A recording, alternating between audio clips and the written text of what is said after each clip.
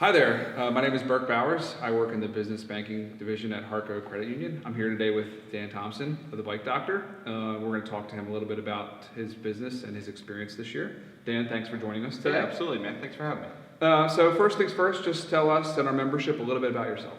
Yeah, so a little bit about me. So me and Bike Doctor. So Bike Doctor is your local bike shop. We've been in Harford County for 6.5 years. I got into the bike business, I guess maybe a total of 10 years ago. A local cyclist. I don't live in the county, I live down in Baltimore, but I have really enjoyed the time that Bike Doctor has had here and getting to know everyone in the area. It is a beautiful area, and I really enjoy riding my bike in. Great. So just expand on that a little bit. So it's sales and service and accessories. What all do you offer to? Yeah, absolutely. So we're full service. We're an independent bicycle dealer. We offer sales of bicycles. We have full service. So if you need anything fixed, if your bike's broken, or if you just need some advice, you can always feel free to come stop in. And then we've got all the goodies that you might want with a bike. If you need a pump or a tube or a tire, we're the place to come. Or true story, like me, if you get a flat tire and you have to walk your bike 2 miles to get it fixed, this is the place to go. It's not the first or last time that'll happen. Yeah, for sure. So kind of the spin that we're taking this year is to find out how COVID-19 has changed our lives and the businesses in our community. So talk to us a little bit about how COVID has changed things for you and for your client base. Yeah, so COVID-19. So when it first happened, March, we were really nervous. We were afraid that we were going to be one of the businesses that had to be shut down. But we were very fortunate. Bike shops are considered essential under federal guidelines because we're part of the transportation infrastructure. And we were able to stay open, and we quickly found out that we were going to have the opposite problem. So COVID-19 obviously ramped up all sorts of safety procedures for us. We had to do a lot more sanitizing, especially early on in the pandemic. We limited the number of people in the store. Our hours changed. We had to limit our number of hours because we had to do these extra things. And then, of course, the biggest change that I think we've experienced is there's been a major shift in our business in that demand has gone very high. And that has also caused a little bit of a supply crunch as well. So there have been a lot of changes to the business over the last, I guess it's only been 6 months, but it seems much longer. Yes, there's been lots of development over the last 6 months. So I guess it's a good problem to have, right, in light of everything that's happened this year. How do you manage having both a supply problem and a demand problem, both to the positive? Yeah, so it is a good problem to have. We do hear that a lot, but the key word is it's still a problem. So we've tried to do a number of things to manage that supply and demand problem. We do try to leverage our size. So, I mean, obviously here in Bel Air, we are just one store, but Bike Doctor is 7 stores strong. So we do try to leverage our size to kind of pull bikes from different stores and put inventory where it's needed and manage our relationships with suppliers so that they can prioritize getting product to us. And then we also just really try to communicate as much as possible. The biggest thing that we do to manage the supply and demand problem is communicating with our customers.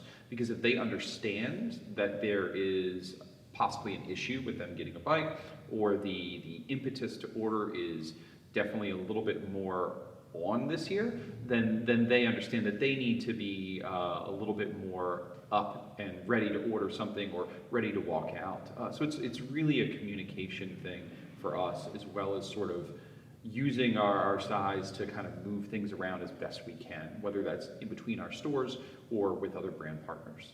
Excellent. Okay, great. So let's think ahead, maybe hopefully next year or sometime sooner when the world goes back to some semblance of normalcy. Yeah, hopefully. What changes do you think you guys have made that may linger and become permanent? Yeah, so there might be a couple things that would linger and become permanent.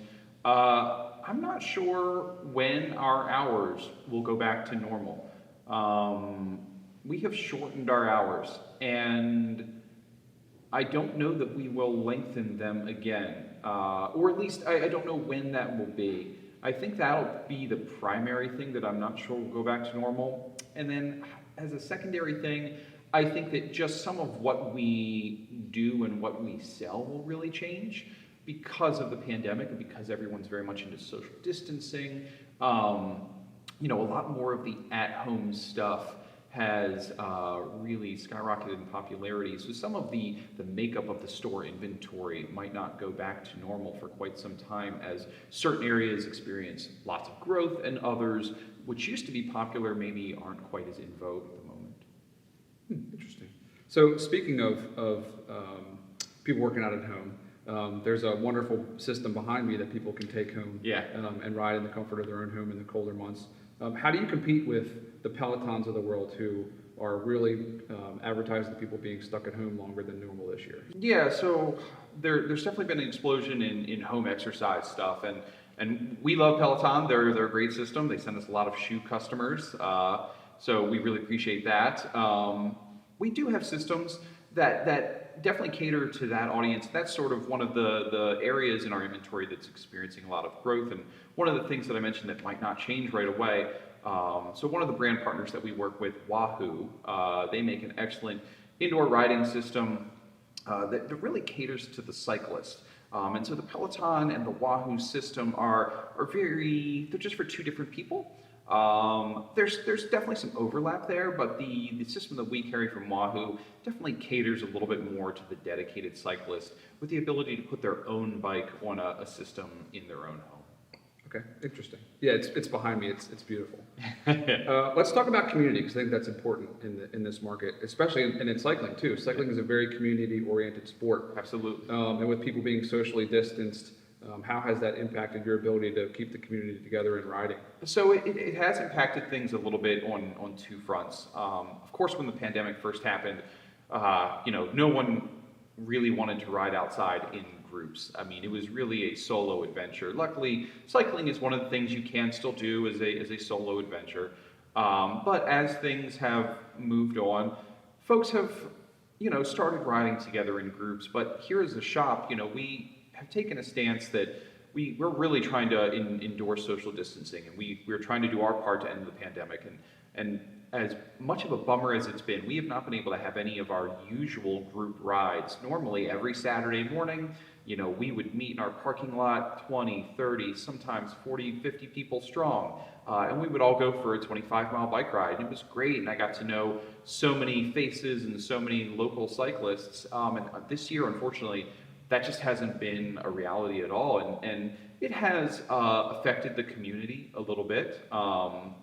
Cycling is still very strong, and as I mentioned earlier, we're experiencing a big surge in business, so obviously people are riding, but there is definitely a little bit of a hit to the community there. The other hit to the community that we have really noticed is with our charity partner. We work very closely with an organization called Jam Squad. Jam Squad is a local Harford County charity, and they basically take in unwanted or unused bikes and they fix them up and give them to kids that can't otherwise afford to purchase a bicycle. And a lot of their time is spent fixing these bikes, and these workshop days are at volunteers' houses, and they're kind of in close proximity. And so the pandemic has really hampered their ability to get the bikes into the hands of kids that need them, just because, again, social distancing requirements make the work days a little bit harder to manage. That's tough. Yeah. I think charities across the country are having similar issues of trying to figure out. Yeah, I can only imagine the challenges the volunteers are finding, because I know a lot of those organizations, everyone is kind of working in limited space. Yeah. Well, Dan, I appreciate your time today. One of the things that we always like to do at the end is kind of give you the floor and let you deliver whatever message you like to our members and viewers that might be watching this. So I give you the floor to say what you'd like. Yeah, so cycling cycling has been a great gateway for me into so many things. It's really helped me become more physically fit. It helped me start a business. It's helped me know so many people in the community. And it seems like just such a small thing, like riding a bike. Everyone learned how to do it when they were a kid, but it's just such a small thing now. I like to tell people that little hinges swing big doors. So that little small change in your life can make a huge difference. So I would encourage everyone, if you haven't ridden your bike in a while, or maybe if you have and just want to ride a little more, get out there because it can make a big difference. Great. Thanks again for your time. Yeah, Appreciate it. absolutely. Thank you guys.